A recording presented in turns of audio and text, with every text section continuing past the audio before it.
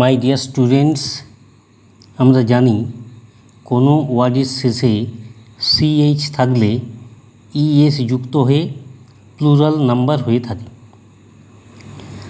আরও একটু বিস্তারিতভাবে বলা যেতে পারে যে সকল নাউনের শেষে O, S, X, Z, CH, SH, SS থাকে তাদের শেষে ইএস যুক্ত হয়ে প্লুরাল নাম্বার হয় বা বহুবচন হয়।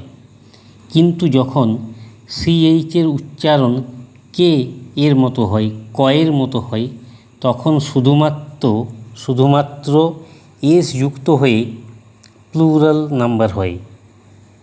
যেমন মোনার্কস,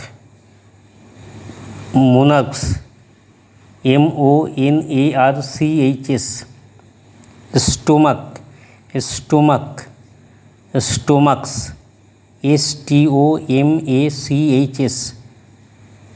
মোনার্ক মানে রাজা, স্টোমাক মানে পাকস্থলী। যাই হোক, মাই ডিয়ার স্টুডেন্টস, ইংলিশ গ্রামারের এই নিয়মগুলি ভালোভাবে মনে রাখবে। Thank you.